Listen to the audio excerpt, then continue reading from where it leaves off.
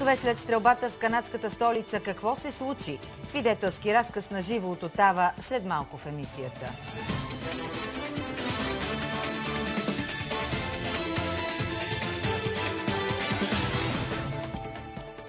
Ден след терора в сърцето на канадската столица. Страната е в шок след въоръжената атака, при която загина един войник, а нападателят беше убит. Стрелецът е канадски гражданин, приел исляма.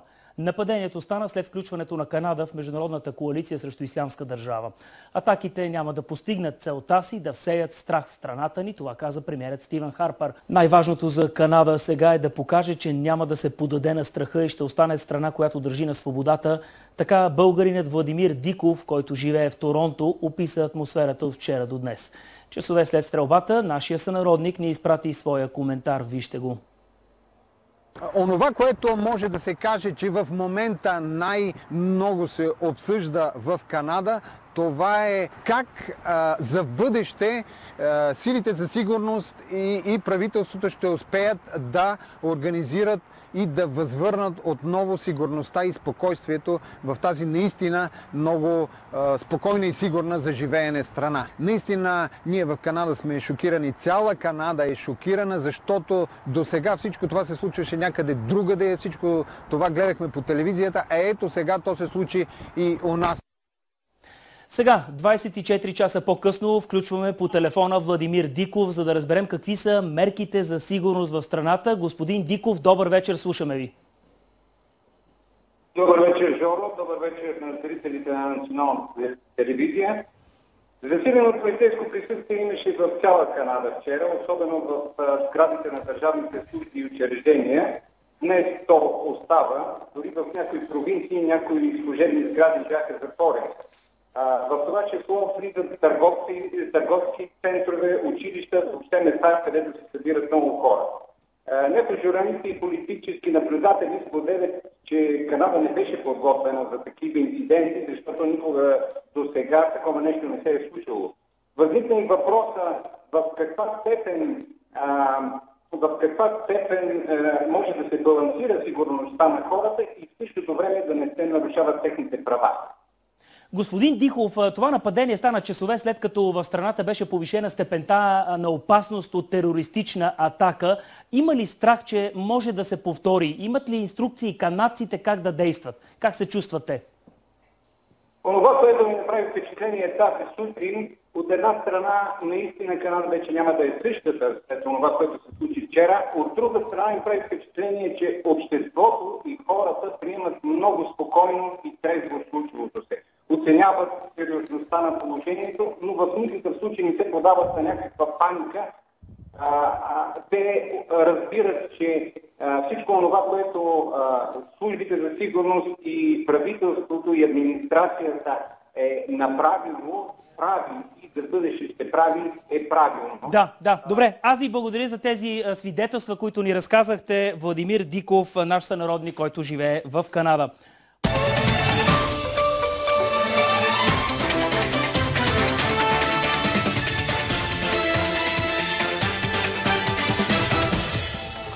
Здравейте! Христос Воскресе! Българите по света тази нощ се събраха в православните храмове.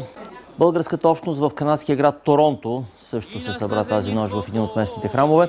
Кадри от празничното богослужение ни изпрати Владимир Диков.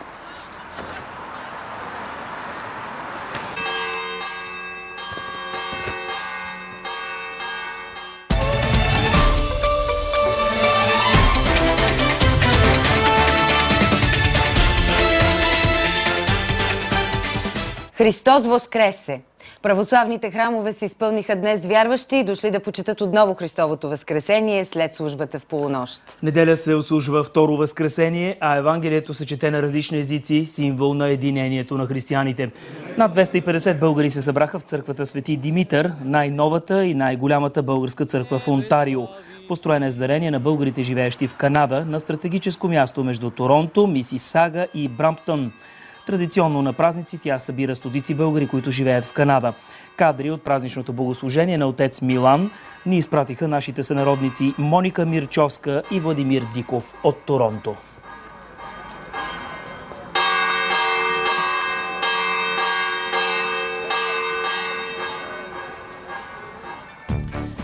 Започва предаването "Гласовете на България", посветено на предизборната кампания. Аз съм Нора Арсова. Добър вечер.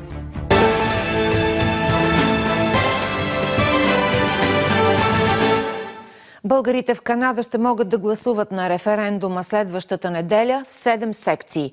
Какъв е интересът и готово ли е всичко за вота? Репортаж от Торонто специално за "Гласовете на България". В страната живеят приблизително 100 000 българи, а най-голямата общност е в Торонто – около 60 000.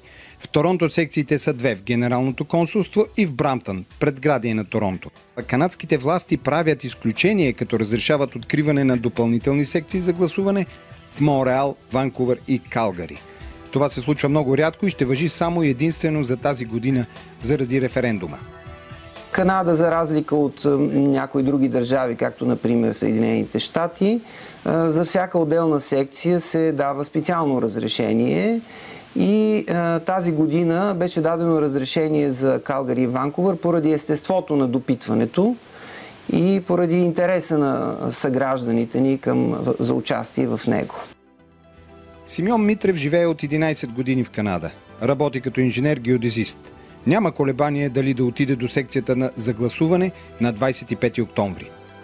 Положителен резултат от този референдум ще улесни много хората, които живеят в чужбина, но милеят за България и искат с гласа си да повлияят на хода на развитието и на хода на събитията. Учителката по музика Светлина Василкова, която живее в Канада от 15 години, е на същото мнение. Задължително ще гласувам този референдум, защото искам да дам право на всички българи зад граница да гласуват с собствената си воля и да имат възможността да гласуват електронно.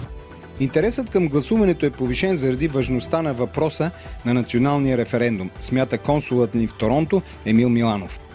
Участието на българските граждани в избори за парламент, за президент и в такива национални допитвания има двоен смисъл. Не само с гласовете, които те подават и участват, но в някакъв смисъл това препотвърждава тяхната свързаност с проблемите на България и с страната ни. Хиляди българи в Канада са в очакване на деня на вота.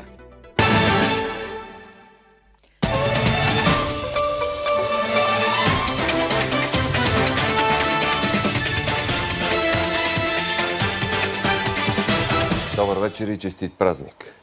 С тържества и възпоменателни церемонии в цялата страна отбелязахме 138 години от освобождението на България от османско робство. Сънародниците ни по света също празнуваха 3 март. Вижте картина от тържествата в Москва, Париж, Чикаго и Торонто. Най-голямата българска общност в Канада също празнува. В Торонто националният флаг беше издигнат пред кметството. Това стана под звуците на българския химн, изпят от 12-годишната Лизи. Стотици наши сънародници се събраха въпреки работния ден. Това е първото официално честване на националния празник в Торонто. Инициативата е на генералния консул Петър Крайчев, който се надява празнуването да се превърне в традиция. Сънародниците ни по света по традиция празнуваха 3 март с много ентусиазъм и с много настроение. Нека в следващите минути да видим картина от тържествата в Москва, Париж, Чикаго и Торонто. Най-голямата българска общност в Канада също празнува. В Торонто националният флаг беше издигнат пред кметството.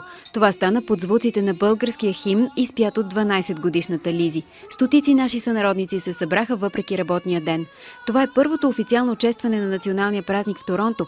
Инициативата е на генералния консул Петър Крайчев, който се надява празнуването да се превърне в традиция.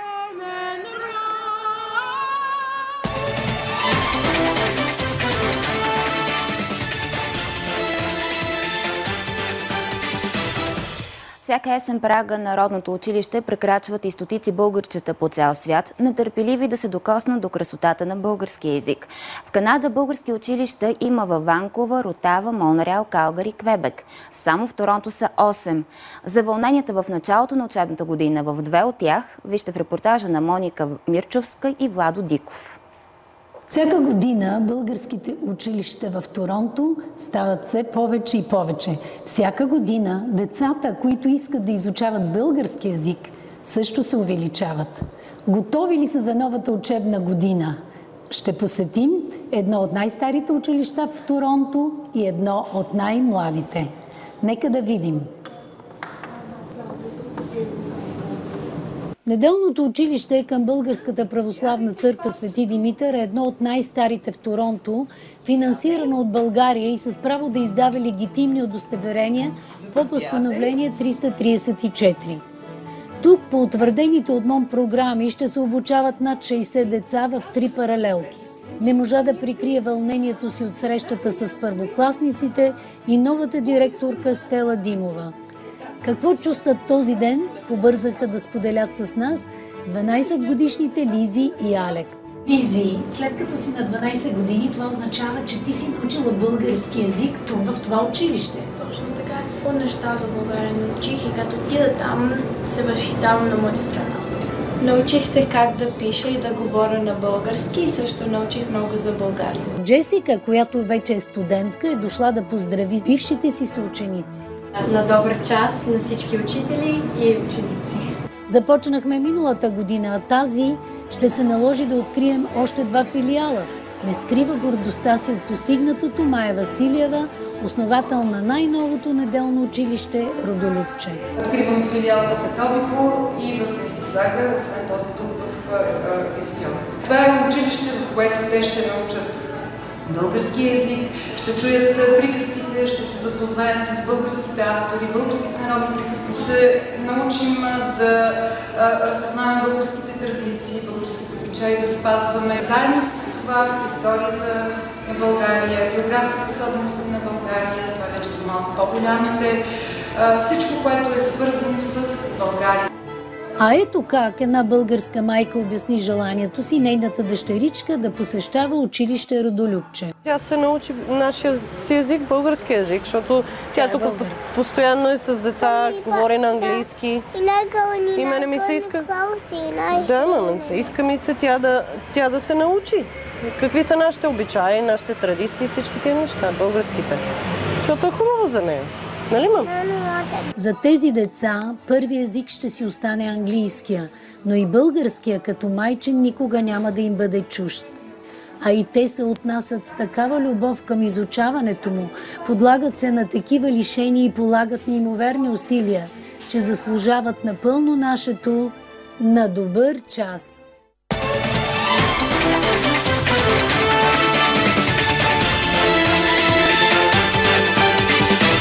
Вие сте с централната емисия по света и у нас. Добър вечер, в петък, 7 октомври. Визите за Канада отпадат поетапно. От 1 май до година без визи ще пътуват българите, които вече са посещавали страната, тези, които имат визи за Съединените щати или представителите на бизнеса.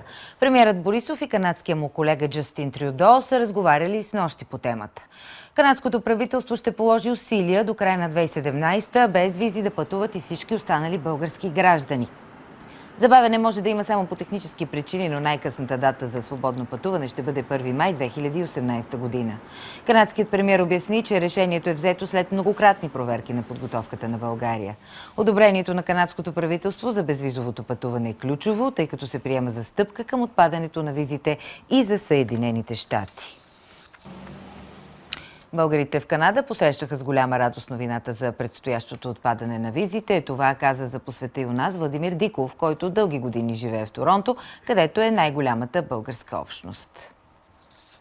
Цяла сутрин се обаждах на българи тук в Торонто, не само в Торонто, а и от други градове на Канада. И единствената дума, с която можем да наречем всичко това е победа.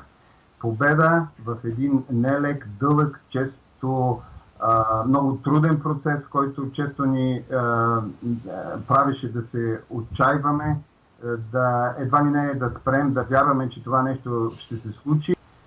Ежедневно със своите усилия, труд, талант ние доказвахме и продължаваме да доказваме, че българите не сме по-лоши от всички останали и че на българите може да се има доверие като на успешни хора, доказали се в това, всички сфери на това общество.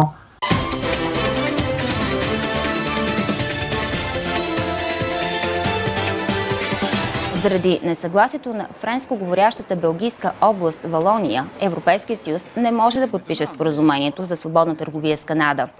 Какви са коментарите в канадските медии за блокирането на сделката, подготвен на 7 години, от Торонто предава Владимир Диков. Характерният за канадските средства за масова информация умерен тон бе запазен. Повечето коментари излъчваха прагматизъм и желание да се разберат и оценят не само собствените интереси, но и тези на другата страна. Акцентираше се най-вече на страховете и опасенията, които изпитват европейците от последиците за самите тях след подписването на това споразумение. Валонският прецедент доказа на практика колко демократична е Европа при взимането на важни за самата нея решения. Тук това се оценява по достоинство, но в същото време Канада не може да не се запита доколко в условията на динамизъм, породен от конкуренцията на свободния пазар, една такава практика би била полезна за самите европейци. И доколко именно в сферата на търговските взаимоотношения Европа би била надежден и предвидим партньор. А че Европа е естествен и неоспорим партньор за Канада, тук не буди съмнение у никого. Валония е френска Белгия и тя има нерушими културни и исторически връзки не само с Квебек, но и с цяла Канада. Затова и канадците са заредени с оптимизъм. Те вярват, че споразумението ще се подпише. Път ще бъде намерен. Започва предаването "Гласовете на България", посветено на предизборната кампания. Аз съм Нора Арсова. Добър вечер.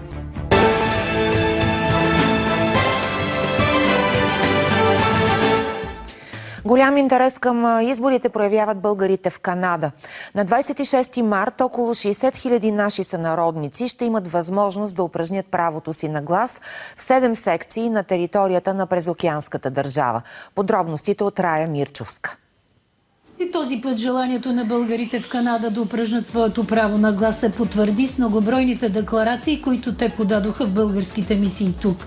До преди няколко дни се изчакваха резултатите от канадска страна и благодарение на добре свършената работа от българската дипломация, канадските власти дадоха своето разрешение. В Канада за всяка една допълнителна секция извън официалните места се изисква специално разрешение. Необходимото техническо време за тази процедура вече изтече и официално бе съобщено от българското посолство, че се разрешават 7 секции за гласуване на българите в Канада. В Канада живеят приблизително 100 000 българи, като най-голямата общност е в Торонто, около 60 000, следвана от Монреал. Това е взето в предвид и затова секциите са разделени и разпределени така както следва. В столицата Отава българско посолство е една секция, в Торонто секциите са 2, една в българското консулство и една в Брамптън, което е предградие на Торонто.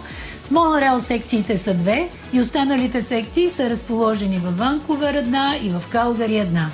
От всички тези 7 секции ни увериха, че всичко е наред и че на 26 март българите в Канада могат да гласуват безпрепятствено.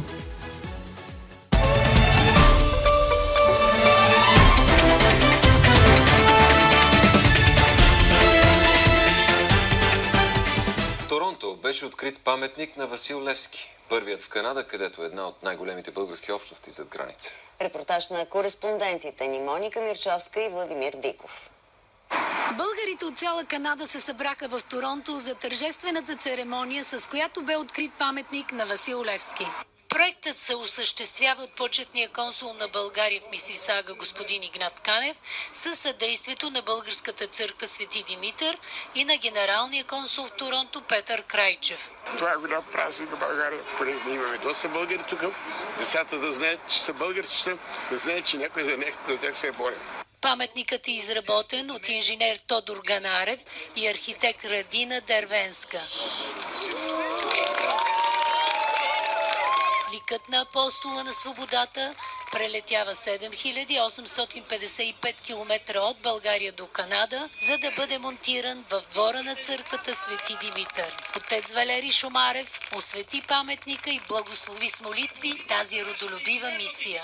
Използвам тази възможност да благодаря на всички приятели, дарители, доброжелатели и спомоществователи, които допринесаха за този исторически за България успех.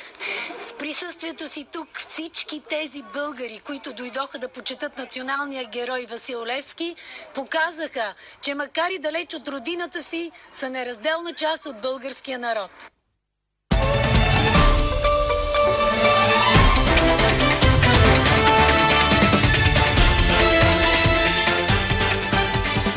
външният министър Георг Георгиев стана един от първите българи, пресекли границата с Канада без виза. Знаете, от 1 декември отпадна визовия режим за краткосрочни пътувания. На летището в Торонто го чакаха нашите кореспонденти в Канада. По повод падането на визите тук в Торонто пристига замминистъра на външните работи Георг Георгиев. Ето какво каза той веднага след като слезе от самолета. Процедурата, която отнема буквално минути, в която и ние самите се уверихме преди да дойдем тук, позволява наистина много в пъти по-лесно, отколкото преди с визовия режим беше, сега да успеете да си извадите разрешение да дойдете до Канада. Преди пътуване за Канада се изиска от всеки един българин да се регистрира на електронната страница на правителството на Канада, която се нарича Electronic Travel Authorization, където ще получат потвърждение за пътуването. Така те ще фигурират в списъка на пътуващите. Канадските гранични власти ще имат този списък и така ще стане пропускането. Граничните власти са тези, които определят дължината на престоя. Най-дългият престой в Канада е 6 месеца. Срещите на заместник-министъра Георг Георгиев с българските емигранти в Торонто се осъществиха в залите на 2 български църкви – Свети Димитър в Браунтън и Свети Кирил и Методий в Торонто. Дойдох на тази среща, защото исках да науча всичко за падането на визите. За мен и за нас, като живеещи извън страната, това е много голяма стъпка. За първи път в историята Ниагарският водопад беше осветен в цветовете на българското знаме по повод националния празник на България. Инициативата, едно от най-красивите природни явления в света, да грейне в бяло, зелено и червено, е единствена по рода си. Организатор на събитието е Генералното консулство на България в Торонто с подкрепата на посолството ни в Канада. В атмосферата там ни пренася нашият сънародник Владо Диков. В чест на националния празник на България, Ниагара е оцветена и засвети в цветовете на българското национално знаме. 120 години след Алеко Константинов, ние българите имаме уникалния шанс да се наследим за първи път на подобна атракция. По този начин се отбелязва половин вековен юбилей на дипломатически отношения между България и Канада. И въпреки ограниченията и въпреки забраните, ние българите не можем да останем равнодушни и ви изпращаме своя горещ сърдечен празничен поздрав на всички сънародници в родината и по света. Сънародниците ни отвъд океана в Нова Англия, по-точно щатите Масачузетс, Мейн и Конектикът също гласуваха на президентските избори.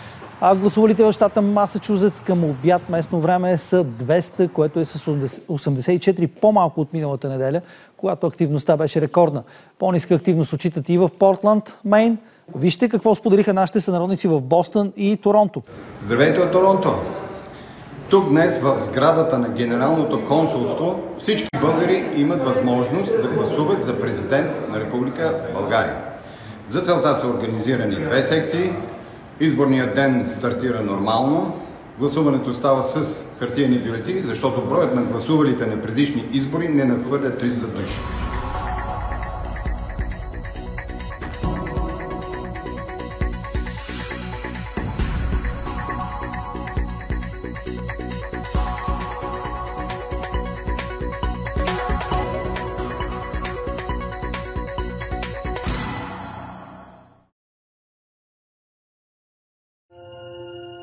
Емигрантите, които напускаха 90-те години, са много различни от емигрантите, които напускат сега. Примерно ние 90-те години бяхме поколението, което порасна с телевизията. Телевизията порасна с нас. Канадска зима, истинска! Телевизията ни показа света, макар в началото черно-бяло, но тя ни показа един широк свят, един различен свят, едни места, които ни се искаше да видим, но системата беше така, че не разрешаваше да излизаме. И тогава, когато ограниченията отпаднаха, ние всички се втурнахме да открием света. Навява!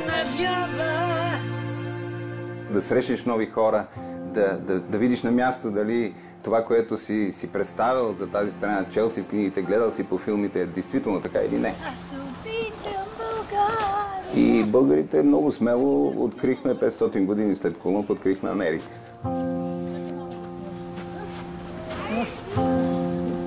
Кажи мене, ай дело, тати, Тати! Къде е тати? Дори няма да сбъркам, ако кажа, че беше някаква такава мода да тръгнеш да емигрираш. От 7 години живея в Канада. Значи аз завърших ВИТИС и като актьор, както е казал Мадреца, обичайки работата си, не ми се наложи да работя нито един ден. Но за съжаление, не за съжаление, разбира се, ние, хората на изкуството и културата, бяхме, така да се каже, най-активни, когато 1989 година се смени системата. Няма какво да криеме, тя удари първо хората на културата, хората на изкуството, хората на науката. Мене ме завари в театъра в Кюстендил, този театър беше закрит. Сега, разбира се, си спомням така леко с ирония как постъпи, когато си тръгнах, но тогава не гледах така на нещата и за мен беше дори драма това, че трябваше да се разделя с една своя мечта и с това, което смятам, че е призвание. Тази вечер сме тук, защото имаме специален повод. Правиме 8 години, откакто сме в Канада. 8 години на емигрантски живот. 8 години, в които ние тотално сменихме начина си на живот, професиите си. Аз взех портрета си от фоайето на театър. Включително взех и портрета на Уилям Шекспир и му казах: Уили, тук вече няма място за нас, няма какво да правим тук, трябва да си тръгнем, и ние с него си тръгнахме. И след това му казах: Уили, сега вече ще проверим на практика дали целият свят е сцена, както ти си го казал. И от тогава всъщност повече от 20 години за мен целият свят е сцена. Здраве за България! Тук останахме само аз, жена ми и нашето куче. Много поздрави на България от далечен Канада.